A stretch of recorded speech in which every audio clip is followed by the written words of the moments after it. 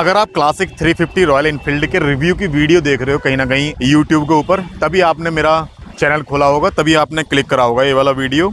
तो भाई शायद ही आपको कोई दूसरी वीडियो की ज़रूरत पड़ेगी क्लासिक 350 का रिव्यू जानने की। ऐसा मैं इसलिए बोल रहा हूँ क्योंकि भाई 88,295 किलोमीटर सफ़र तय करने के बाद में, और 8 साल से मैं अपनी ये बाइक जो मेरे पास क्लासिक 350 है चला रहा हूँ। तो बड़े बड़े लंबे लॉन्ग राइड वाले ट्रिप भी मैंने करे हैं। मैंने चोपता कर लिया, मैंने चोपता तुंगनाथ, इसके बाद मैंने मनाली कर लिया, बद्रीनाथ जी कर लिया, कैंची धाम कर लिया। तो बहुत सारी ट्रैवल करने के बाद में आज फाइनल इसका रिव्यू देने वाला हूँ। बाकी बहुत सारे लोगों के क्वेश्चन आंसर थे कि भाई एक बार क्लासिक 350 का आप रिव्यू दीजिए।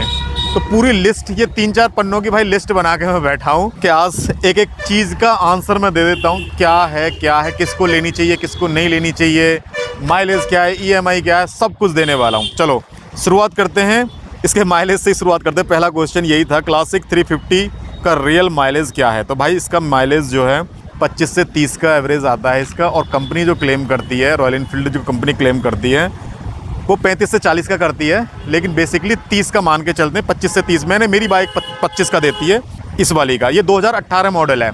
अभी की बाइक पहले भी 35-40 का ये क्लेम कर दी थी, और अभी भी भाई 35-40 का ही क्लेम करती है, लेकिन 25 से 30 का मान के चलते हैं, इतना देती है। इस बाइक में वाइब्रेशन फील होती है क्या? हाँ भाई, इस बाइक में वाइब्रेशन फील होती है। अगर आप इसको ऐसे ही खड़ी कर दोगे, अगर आप बैठे भी हो ना, तो आप ऐसे हलोगे, ऐसे करके, मतलब ऐसे धक धक होगी, लेकिन वो ही इसकी जान है। अगर ये वाइब्रेट नहीं करेगी, अगर ये धक धक नहीं करेगी, तो भाई फिर वो रॉयल एनफील्ड किस चीज़ की, ठीक है। इसका मेंटेनेंस कितने का आता है? कंपनी में जब सर्विस कराने के लिए जाते हैं तो कितना खर्चा आता है? तो भाई देखो, दोनों का बता देता हूँ। मैंने कंपनी में भी करा के और बाहर भी करा रखी है। जब मेरी बाइक ये कंपनी में जाती थी, 3 साल तक मैंने कंपनी में कराई, उसके बाद मैंने बाहर कराई। 4500 रुपये, 4500 रुपये के बीच का कंपनी में जब जाती थी उनका खर्चा आता था। बाकी अब मैं पिछले 3-4 साल से बाहर करा रहा हूँ, ऑलमोस्ट 2000-2500 के आसपास आ जाता है। थोड़ा बहुत, कभी 1500 भी आ जाता है, कभी 3000 भी आ जाता है। एवरेज मान के चलते 2000 से 2500 आ जाता है इसका, क्योंकि कभी इसके बहुत सारी ऐसी चीज़ होती है ख़राब हो जाती है, 2-3 बार सर्विस में आप वो चेक करनी पड़ती है। हाँ, क्या 350 बिगनर जो राइडर हैं, जो राइड करते हैं, उनके लिए बेस्ट है? तो भाई देखो, अगर आप राइडिंग के पर्पज़ से बाइक ख़रीद रहे हो, लॉन्ग राइड के पर्पज़ से अगर आप बाइक ख़रीद रहे हो, आप कहीं ना कहीं यूट्यूब के लिए मोटो ब्लॉग भी बनाना चाहते हो, तो भाई ये आपके लिए नहीं है बाइक, क्योंकि लॉन्ग राइड पे कहीं ना कहीं थकावट देती है। तो लॉन्ग राइडर जो है, अगर आप कभी कभी करते हो तो कोई ऐसा इशू, मेरे को नहीं लगता कोई ऐसा इशू है। लेकिन आप एक ब्लॉग बनाने के पर्पज़ से ख़रीद रहे हो कि मेरे को मोटो ब्लॉग बनाने हैं, तो मैं क्लासिक 350 पे जाऊँ, क्योंकि भाई हाई सेलिंग बुलेट में आती है रॉयल एनफील्ड की। तो भाई राइडर के लिए बेस्ट नहीं है। 100-125 किलोमीटर के बाद थकान महसूस देने लगती है। लॉन्ग राइड के लिए कंफर्ट नहीं है। लास्ट मतलब आंसर मेरा ये था। टॉप स्पीड कितनी है? 110 टॉप स्पीड है इसकी। 110 से 115 भी ले गया हूँ, लेकिन वो खतरे से खाली नहीं है। उस टाइम पे ऐसे करके हलने लगती है। तो टॉप स्पीड की बात ये होगी। क्या क्लासिक 350 ओवर हीटिंग करती है? ये सारे क्वेश्चन भाई मैंने यूट्यूब से निकाले हैं, एक ही वीडियो में सबके आंसर हो जाएंगे। हाँ भाई, हीटिंग करती है। क्लासिक 350 हीटिंग करती है। आप जब इसको 100-150 के आसपास, आपको ये रोकनी पड़ेगी। आपको पैरों में फील होने लगता है कि इंजन गर्म हो रहा है, तो ये भाई हीटिंग करती है मेरे हिसाब से। इसकी EMI कितनी पड़ेगी और आज के प्राइस के हिसाब से बता दो। तो भाई देखो, इसका आज का रेट मैं मान के चल रहा हूँ 2 लाख, क्योंकि 1,90,000 से शुरू हो जाती है और 2,30,000 तक जाती है। डिपेंड करता है आप कलर कौन सा चूज़ कर रहे हो। सपोज़ आपने ये 2 लाख रुपये की खरीदते हो और 30,000 रुपये इसकी डाउन पेमेंट करते हो, तो आपकी जो EMI आने वाली है 5,500 से लेके 6,000 तक 3 साल की EMI आने वाली है इसकी।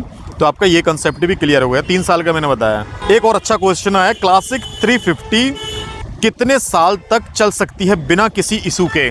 तो भाई देखो, 8 साल हो गए मेरे को, 8वीं साल चल रही है। 2018 में मैंने परचेज़ करी थी। 8 साल में एक भी सिंगल इशू नहीं आया इस बुलेट में मेरे को। सिर्फ मैं सर्विस करवाता हूँ नॉर्मली, और कभी कभी चेन सेट। ये तो देखो वो इशू हैं जो आउटर हैं। मेन इशू मतलब इंजन में कोई इशू, कोई बंद होगी, कहीं कुछ हो गया, कभी कोई इशू नहीं आया है। 4-5 साल में आप बैटरी ज़रूर चेंज करवा लेना, क्योंकि एक बार सिर्फ मेरी बैटरी ख़राब हो गई थी, तो वो इशू था। बाकी अभी तक कोई भी इशू नहीं आया है इस चीज़ का। ठीक है, ये क्वेश्चन हो गए भाई अपने क्लियर। अब आ जाता है अपना मेन, क्या यह डेली यूज़ के लिए सूट है? इसमें डेली यूज़ मतलब 2 का मैं बता देता हूँ। अगर आप ऑफिस से घर और घर से ऑफिस जा रहे हो तो बेस्ट है आपके लिए, आप ले सकते हो उसको। अगर आप एक फील्ड वर्कर हो, यानी फील्ड में जॉब करते हो, आपको कई बार बाइक रोकनी है, कई बार स्टार्ट करनी है, कई बार चलानी है, तो भाई बिल्कुल मत ले लेना वो पर्सन, आप परेशान हो जाओगे। ये सिर्फ ऐसा है कि घर से निकले, ऑफिस में पार्क करके अपना ऑफिस का वर्क करा, ऑफिस से निकले अपने घर आ गए, आप ज़्यादा जगह रोक नहीं सकते इसको। दिक्कत करती है, मतलब वो कंफर्ट नहीं है मेरे हिसाब से।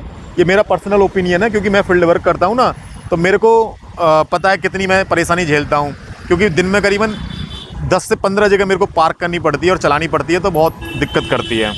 हाँ, एक और अच्छा क्वेश्चन है, क्लासिक 350 लद्दाख ले जा सकते हैं? तो भाई देखो, जिगरा होना चाहिए, ले तो आप कहीं भी जा सकते हो।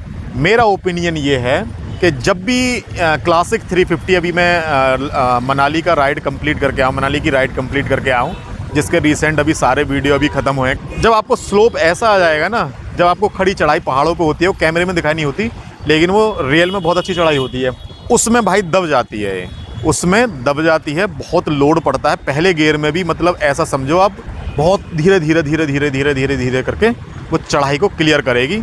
तो लॉन्ग राइड में, लद्दाख राइड में सबसे बड़ी प्रॉब्लम मैंने यही देखी है कि लोड मानती है, बहुत अच्छा लोड मानती है, अच्छे वाला लोड मानती है। ठीक है, और सारे क्वेश्चन भाई यही थे आपके क्वेश्चन। किस किस को लेनी चाहिए, किस किस को लेनी नहीं चाहिए? तो भाई देखो, ये मेरा पर्सनल अपना ओपिनियन है, किस किस को नहीं लेनी चाहिए मैं उनका बता देता हूँ। जो ट्रैवलर हैं, जो मोटो ब्लॉग करते हैं, जिनका पैसन है मोटो ब्लॉग करना, राइड पे जाना, या अगर आप प्लान कर रहे हो कि मैं मोटो ब्लॉग स्टार्ट करूँगा, यूट्यूब चैनल बनाऊँगा मैं अपना ब्लॉगिंग का, तो भाई इसको रहने देना। आप हिमालयन या कोई भी रेसिंग बाइक ले लेना, रेसिंग भी अच्छी वाली ले लेना, क्योंकि ये भाई भगाने वाली बाइक नहीं है, ये सिर्फ स्लो स्पीड में चलाने वाली बाइक है। तो मेरा पर्सनल ओपिनियन ये है, मत लेना। फील्ड जॉब वाले बिल्कुल मत ले लेना, उनके लिए बहुत परेशानी होगी। अब आ जाता है थोड़ा सा जो स्किनी होते हैं, पतले लोग, ये मेरा अपना ओपिनियन है कि जैसे मैं निकलते बढ़ते देखता हूँ लोगों को जो स्किनी है या जिनकी हाइट कम है और ऊपर से स्किनी भी हैं, तो भाई उन पे भी अच्छी नहीं लगती है ये वाली क्लासिक 350। मेरी हाइट 6 फुट की हाइट है, मेरे को मतलब सूट करती है, और मैंने अपने आप को पूरा मतलब वीडियो के थ्रू देखा है, हाँ मेरे को कंफर्ट करती है। लेकिन जब मैंने ऑब्ज़र्व करा लोगों को, स्किनी और जिनकी कम हाइट है उनके लिए थोड़ा सा प्रॉब्लम देती है भाई, उसके लिए सीट छोटी फिर मॉडिफिकेशन करानी पड़ती है। और जिनको वाइब्रेशन पसंद नहीं है, मैंने मतलब कई बार जब मैं सर्विस कराने जाता हूँ तो लोग शिकायत करते हैं कि ये बहुत वाइब्रेट करती है, इसको करो ठीक, इसको करो ठीक। तो सर्विस सेंटर वाले या क्लासिक रॉयल इनफील्ड वाले यही बोलते हैं कि भाई यही इसकी जान है, वाइब्रेशन करना ही। अब लेनी किनको चाहिए? जो ऑफिस वाले हैं, जो डेली अप डाउन करते हैं, ऑफिस से घर, घर से ऑफिस, उनको लेनी चाहिए। जो कभी कभी ट्रैवल करते हैं, देखो क्लासिक 350 जो बाइक है ना भाई, ये एक रॉयल्टी फील देती है। जब आप इस पर बैठोगे ना, तो आपको एक लगेगा कि मतलब एक सिंहासन पे जैसे मैं बैठा हूँ, जैसे बाहुबली बैठता है ना ऐसे करके अपने सिंहासन पे, तो आपको ऐसा लगेगा कि हाँ मैं किसी एक सिंहासन पे बैठा हूँ। ये रॉयल्टी फील देती है, अच्छा फील देती है। और दूसरा, इसका मॉडिफिकेशन आप कराओगे तो इसमें 4 चांद लग जाते हैं। फैमिली बाइक, अब फैमिली, छोटी फैमिली है, आपको ट्रैवलिंग का बहुत ज़्यादा शौक़ नहीं है और कहीं इधर उधर जाना आना लगा रहता है, तो आपके हिसाब से सबसे बेस्ट है फैमिली बाइक के हिसाब से। मेरे को नहीं लगता इससे अच्छी बाइक होगी कोई। अच्छी भी लगती है, दिखने में भी अच्छी लगती है, और आप जब इसको चलाते हो ना तब और अच्छा लगता है, और एक अच्छा लुक भी आता है। कोई लोग मतलब आपको ऑब्जर्व नहीं कर सकते ये किस टाइप का बंदा है। हाँ, एक और अच्छा क्वेश्चन आया है, क्या यह बाइक थकावट देती है लॉन्ग राइड पे? तो भाई थकावट देती है, ऑलरेडी मैंने पहले बता दिया है। आप ये दोबारा क्वेश्चन रिपीट हो गया शायद, तो उस चीज़ का कोई वो नहीं है। आपको सीट चेंज करानी पड़ेगी, इसका कॉमन आंसर ये है कि आपको सीट चेंज करानी पड़ेगी इसकी, और उसमें भी भाई थकावट देती है। मैंने लोगों के रिव्यू पढ़े हैं जिन्होंने सीट चेंज ऑलरेडी करा रखी है, वो भी बोलते हैं कि भाई इतना ज़्यादा अंतर नहीं आया है। हालांकि नेक्स्ट जब मेरा ब्लॉग आएगा, अभी मैं प्लान कर रहा हूँ, एक राइड कर रहा हूँ नैनीताल की, जो इससे जो अगले वाला जो ब्लॉग आने वाला है वो दिल्ली से नैनीताल तक आने वाला है। अभी तक लोगों ने बहुत सारे कमेंट करे मेरे को कि आप फॉग लाइट लगवा लो, तो भाई मैं पूरी ही चेंजिंग, मतलब पूरा थोड़ा सा सेटअप बैठाऊँगा इसका, लेकिन उससे पहले एक मैं नैनीताल का ट्रिप मार के ज़रूर आऊँगा, उसके बाद कराऊँगा। तो उनके लिए भाई थैंक यू, जिन्होंने मेरे को बहुत अच्छी सलाह दी। और तो भाई मैंने सारे अपने इसमें भाई जितने भी सारे कॉमन क्वेश्चन आंसर थे, मैंने वो सारे दे दिए हैं। अब देखो मैं इसमें पर्सनल बता देता हूँ क्या क्या मेरे को ये तो क्वेश्चन आंसर थे, मेरे को क्या क्या दिक्कत लगती है। जब भी मैं लॉन्ग राइड पे जाता हूँ तो कहीं ना कहीं मेरे दिल में एक धक धक होती रहती है कि इसमें पंचर नहीं हो जाए। क्योंकि इसमें ट्यूबलेस टायर नहीं आते हैं, वो अलग से कराने पड़ते हैं। 15 से 20 हज़ार रुपये का खर्चा आया है। मोटो व्लॉग करने से पहले ही मैंने टायर चेंज कराए थे, बिल्कुल नए टायर हैं। अब मेरा बिल्कुल भी भाई कराने का मन नहीं करता। हालांकि मैं ऊपर वाले को हाथ में छोड़ देता हूँ, बजरंगबली के हाथ में छोड़ देता हूँ। अगर पंचर कराओगे तो झेलेंगे, नहीं कराओगे तो भी झेलेंगे। तो उनको मैं ब्लेम नहीं करता, जो होगा वो देखा जाएगा पे मैं बिलीव करता हूँ। बाकी मैंने अभी तक अपनी बाइक में कोई भी मॉडिफिकेशन नहीं कराया है। नैनीताल से जब हम दिल्ली वापस आ जाएंगे उसके बाद हम हल्के फुल्के इसमें मॉडिफिकेशन कराएंगे। अब इसके बाद दूसरी चीज़ हमारी क्या रहती है, इसके अंदर जो मैंने कमियाँ ऑब्ज़र्व करी हैं, मैं 2018 मॉडल की बात कर रहा हूँ। इसका सेल्फ़ ख़राब होता है भाई।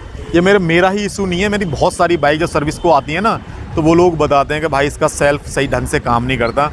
तो भाई इसका सेल्फ़ में प्रॉब्लम आती है। दूसरा जो इसकी प्रॉब्लम है, इसकी जो ये आप देख रहे हो ना, ये पार्किंग लाइट बोलते हैं बेसिकली इनको, ये भाई ख़राब होती हैं। ये आपको 4-5-6 महीने में कोई ना कोई एक लाइट आपको बुझ ही पाएगी। इंडिकेटर बहुत ज़्यादा टूटते हैं इसके। मेरा पर्सनल ओपिनियन यही है कि लोग पीछे से कहीं भी ठोक देते हैं। बाकी भाई बाइक मेरे को सूट कर रही है, अच्छी है।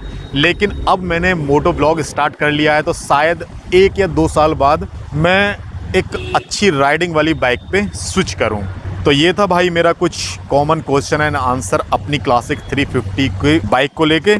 अगर आपका कोई और क्वेश्चन भी है तो आप मेरे को कमेंट में जाके उसका क्वेश्चन लिख सकते हो, उसका मैं आंसर आपको डेफिनेटली दूंगा। तो भाई ये कुछ मेरे क्वेश्चन आंसर थे आप लोगों के कमेंट के, जो आप लोगों ने मेरे से पूछा था। बाकी ये एक छोटा सा रिव्यू वीडियो था मेरा, बहुत मतलब डिमांड थी मेरे यूट्यूब फैमिली की कि आप एक ऐसा वीडियो दो, तो वो मैंने दे दिया है। इस ब्लॉग को हम यहीं ख़त्म करते हैं, मिलते हैं आपसे नेक्स्ट ब्लॉग में। तब तक के लिए जय हिंद, जय भारत, स्वस्थ रहो भाई, मस्त रहो।